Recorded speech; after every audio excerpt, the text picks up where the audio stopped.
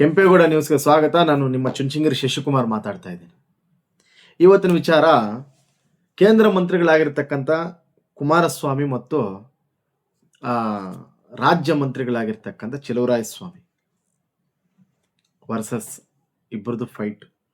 ಏನು ಸಮಸ್ಯೆ ಅಂದರೆ,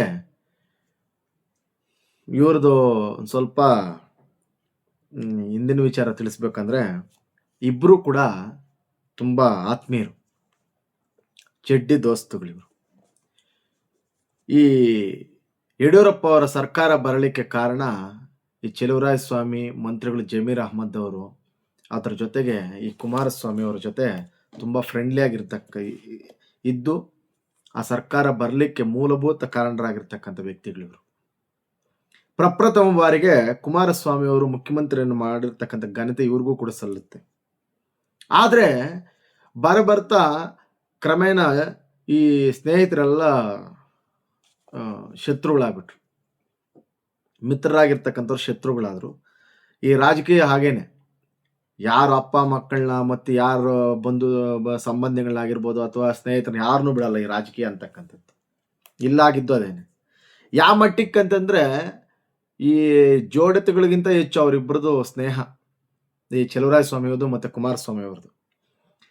ಆ ಯಡಿಯೂರಪ್ಪ ಅವರು ಮುಖ್ಯಮಂತ್ರಿ ಆಗಿದ್ದಾಗ, ಯಡಿಯೂರಪ್ಪ ಅವರು ಮತ್ತು ಕುಮಾರಸ್ವಾಮಿ ಅವರ ಸಮ್ಮಿಶ್ರ ಸರ್ಕಾರದಲ್ಲಿ ಕುಮಾರಸ್ವಾಮಿ ಅವರು ಮುಖ್ಯಮಂತ್ರಿ ಆಗಿದ್ದಾಗ 2020 ಗೌರ್ಮೆಂಟಲ್ಲಿ ಸಾರಿಗೆ ಮಿನಿಸ್ಟರ್ ಆಗಿದ್ರು ಈ ಸ್ವಾಮಿ.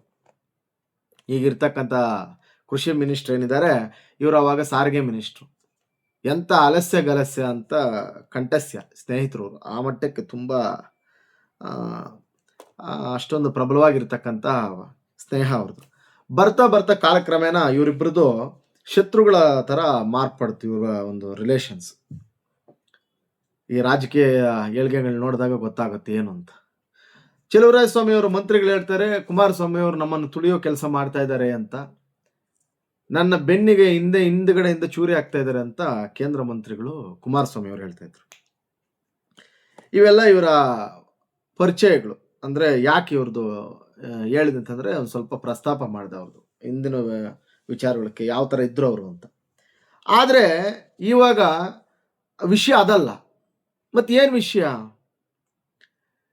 ಮಂಡ್ಯ ಜಿಲ್ಲೆಗೆ ಕುಮಾರಸ್ವಾಮಿ ಅವರ ಕೊಡುಗೆನೋ ಅಥವಾ ಸ್ವಾಮಿ ಅವರ ಕೊಡುಗೆನೋ ಏನಿದೆ ಅಂತ ಪ್ರಶ್ನೆಯಲ್ಲಿ.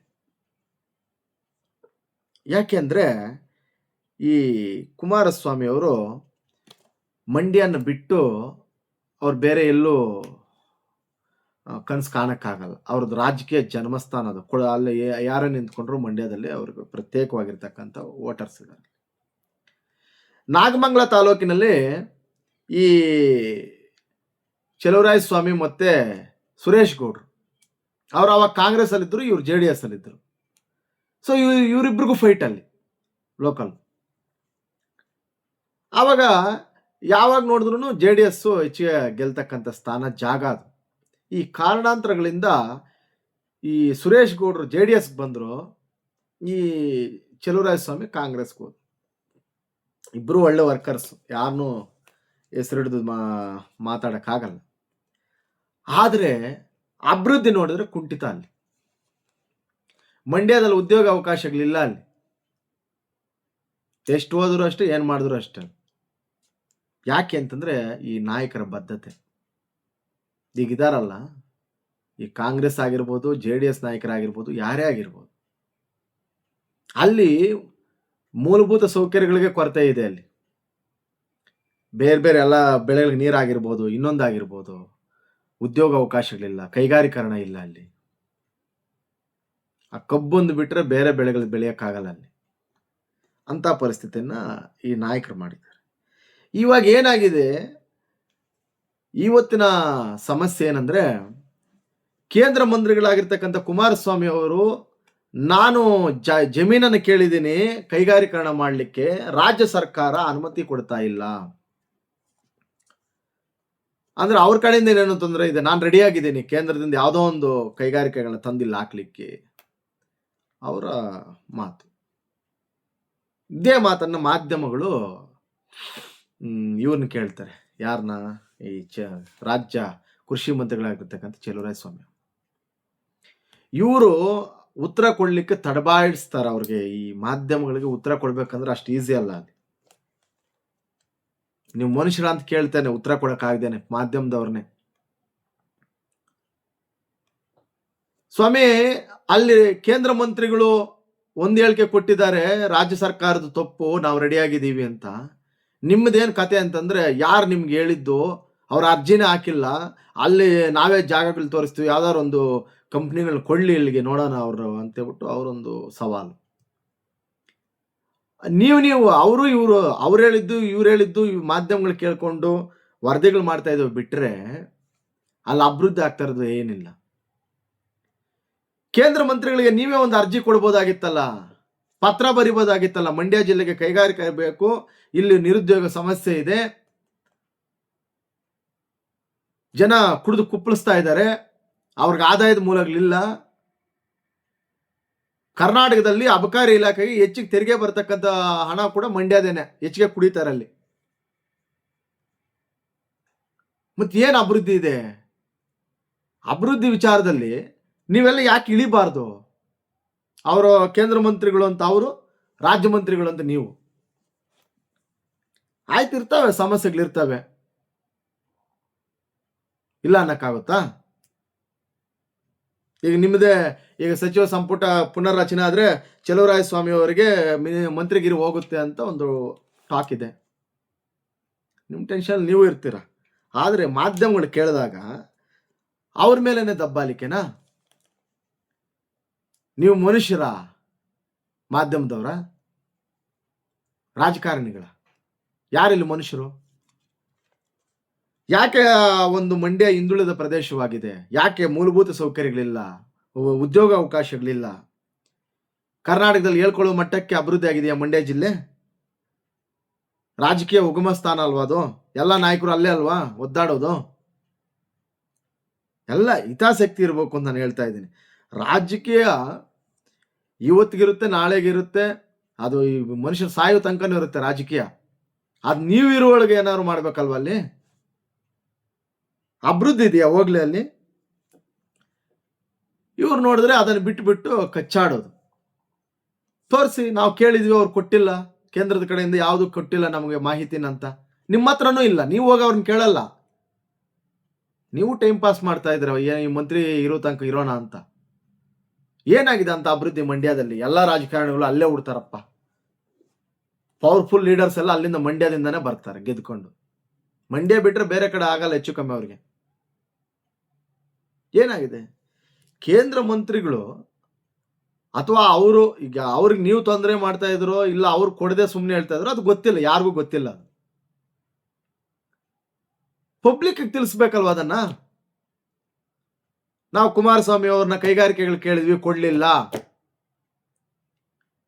ನೀವು ಕೇಳಿಲ್ಲ, ಹೋಗ್ಲಿ. ಅವರಾದ್ರೂ ಕೊಟ್ರ ಅಂತಂದ್ರೆ ಅವ್ರು ಬಂದ್ಬಿಟ್ಟು ಸ್ಟೇಟ್ಮೆಂಟ್ ಕೊಡ್ತಾರೆ, ನನಗೆ ತುಂಬಾ ತೊಂದರೆ ಕೊಡ್ತಾರೆ, ಜಾಗ ಕೊಡ್ತಾ ಇಲ್ಲ, ನಾನು ಇಲ್ಲಿ ಕೈಗಾರಿಕೆಗಳು ಕೊಡಕ್ಕೆ ರೆಡಿ ಆಗಿದ್ದೀನಿ. ನೋಡಿ ಎಂತ ಪರಿಸ್ಥಿತಿ. ಯಾವುದೇ ಒಬ್ಬ ರಾಜಕಾರಣಿಗೆ, ಮಂತ್ರಿಗಳಿಗೆ ತಾಕತ್ತಿದ್ರೆ ಬರೀ ಬಾಯಿ ಮಾತಲ್ಲಿ ಹೇಳ್ಬೇಡ್ರಿ, ಕೆಲಸ ಮಾಡಿ, ಫಸ್ಟ್ ಅಭಿವೃದ್ಧಿ ಮಾಡಿ.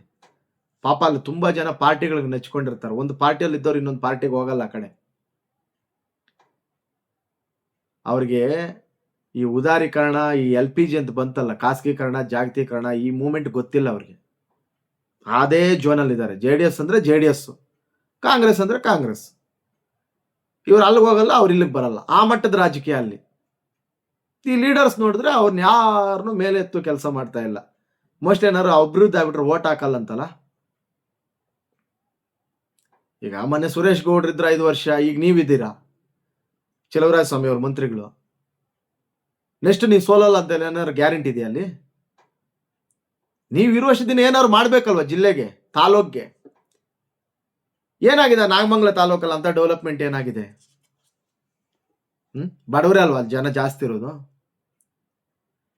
ನಿಜವಾಗ್ಲೂ ಹೇಳ್ಬೇಕಂತಂದ್ರೆ ಮಾಧ್ಯಮಗಳ ಮೇಲೆ ಕೂಗಾಡ್ತಕ್ಕಂಥದ್ದಲ್ಲ, ಅಭಿವೃದ್ಧಿ ಮಾಡಿ ತೋರಿಸ್ಬೇಕು. ಇಲ್ಲ ಅಂದ್ರೆ ಮೌಖಿಕವಾಗಿ ಹೇಳೋದಲ್ಲ, ಲಿಖಿತವಾಗಿ ತೋರಿಸಿ ಏನಾದ್ರು. ನಾವು ಚಲುವರಾಯಸ್ವಾಮಿ ಅವ್ರಿಗೆ ಲೆಟರ್ ಕೊಟ್ವಿ, ಅವ್ರು ಉತ್ತರ ಕೊಡ್ಲಿಲ್ಲ.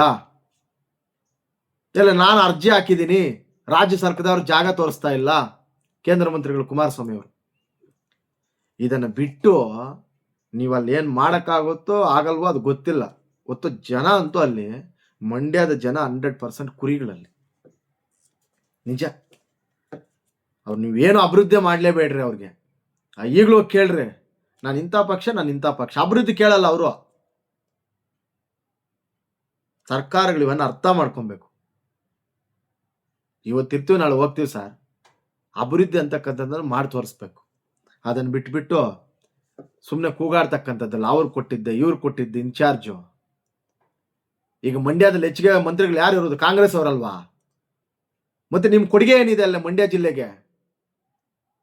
ಹೋಗ್ಲಿ, ಮಂತ್ರಿಗಳಾಗಿರ್ತಕ್ಕಂಥ ನಾಗಮಂಗಲ ತಾಲೂಕಿಗೆ ನಿಮ್ ಕೊಡುಗೆ ಏನಿದೆ? ಚಲುವರಾಯಸ್ವಾಮಿ ಅವರು ಮಂತ್ರಿಗಳು. ಯಾಕೆ ಇವೆಲ್ಲ? ಸುಮ್ಮನೆ ರಾಜಕೀಯ ಉದ್ದೇಶಕ್ಕೋಸ್ಕರ ಹೇಳಿಕೆಗಳು ಕೊಡಬಾರ್ದು. ನೀವು ಮಾಧ್ಯಮದ ಮೇಲೇನೆ ರೇಗಾಡೋದು. ನೀವು ಮನುಷ್ಯರ ಅಂತ ಕೇಳ್ತೀರ ಪತ್ರಕರ್ತರಿಗೆ? ಯಾರು ಮನುಷ್ಯರಿಲ್ಲಿ? ಗೆದ್ದು ಅಧಿಕಾರ ಅನುಭವಿಸ್ತಕ್ಕಂಥ ನೀವು ಮನುಷ್ಯರ? ಜನರಿಗೆ ಏನಾದ್ರು ಏನ್ ಮಾಡಿದಿರ ಅಂತ ಕೇಳಿರ್ತಕ್ಕಂಥ ಮಾಧ್ಯಮದವರು ಮನುಷ್ಯರ? ಅಲ್ಲಿ ತಮಾಷೆ ಅಲ್ಲ ಇವೆಲ್ಲ. ನಿಮ್ಗೆ ಏನೋ ಅನಿಸ್ತದೆ, ಏನೋ ಭಾರಿ ಭಯಂಕರ. ನಿಮ್ ಸಿಟ್ಟು ನೋಡಿದ್ರೆ ಆಗಲೇ ಗೊತ್ತಾಗುತ್ತೆ ನೀವು ಯಾವ್ದೋ ಬೇರೆ ಜೋನಲ್ಲಿ ಇದ್ದೀರಾ. ಇವೆಲ್ಲವನ್ನು ಬಿಟ್ಟು ಅಭಿವೃದ್ಧಿ ಕೊಟ್ಟು ಮಾಧ್ಯಮದವ್ರಿಗೆ ಉತ್ತರಿಸಲ್ಲ. ಉತ್ತರಿಸ್ಬೇಡಿ. ಯಾರು ಕೇಳಿದ್ ನಿಮ್ಗೆ? ನಾನು ಹೇಳಲ್ಲ, ನಾನು ಸರ್ವಾಧಿಕಾರ, ಡಿಕ್ಟೇಟರ್ಶಿಪ್ ನಂದು. ಎಸ್, ನನ್ಗೆ ಇಷ್ಟ ಬಂದಂಗೆ ಮಾಡ್ತೀನಿ, ನೀವು ಯಾರು ಪ್ರಶ್ನೆ ಮಾಡಬಾರ್ದು ಅಂತ ಕೇಳಿ.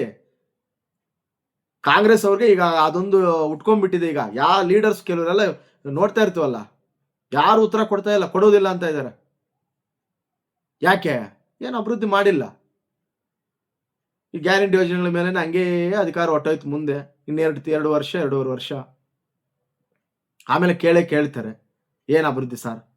ನೀವು ಮಾಡಿಲ್ಲ, ಅವ್ರು ಕೇಳ್ತಾರೆ, ಅದು ಸಿಟ್ಟು. ಮೊದಲು ಎಲ್ಲ ನಾಯಕರು ಮಾಧ್ಯಮದ ಮೇಲೆ ರೇಗಾಡೋದನ್ನು ಬಿಟ್ಟು ಸ್ವಲ್ಪ ನಯವಾಗಿ ಮಾತಾಡಿ. ಏನ್ ನಿಮ್ ಗಂಟೆನೂ ಹೋಗಲ್ಲ, ಯಾರು ನಿಮ್ಮ ಮನೆ ಹತ್ರ ಬಂದು ಅವ್ರೇನು ಎತ್ಕೊಂಡು ಹೋಗ್ತಾ ಇಲ್ಲ. ಕೇಳ್ಬೇಡ್ರಿ ನೆಕ್ಸ್ಟ್ ಅವನ ಬಗ್ಗೆ. ಅದು ಏಕವಚನದಲ್ಲಿ. ಚೆನ್ನಾಗಿದ್ದಾಗ ಒಬ್ರನ್ನೊಬ್ರು ನೆಕ್ತೀರ, ಇವಾಗ ನೋಡಿದ್ರೆ ಅವನು ಇವನು ಅಂತಕ್ಕಂಥದ್ದು. ಮತ್ತೆ ಸಭೆಗಳಲ್ಲೆಲ್ಲ ಹೊಂದಾಣಿಕೆ ಕಾಣಿಸ್ಕೊಂತೀರ. ಕಮಿಟ್ಮೆಂಟ್ ಪಾಲಿಟಿಕ್ಸ್ ಕೂಡ ಕರ್ನಾಟಕದಲ್ಲಿ ಜಾಸ್ತಿ ಇದೆ, ಬೇರೆ ಸ್ಟೇಟ್ ಅಲ್ಲ.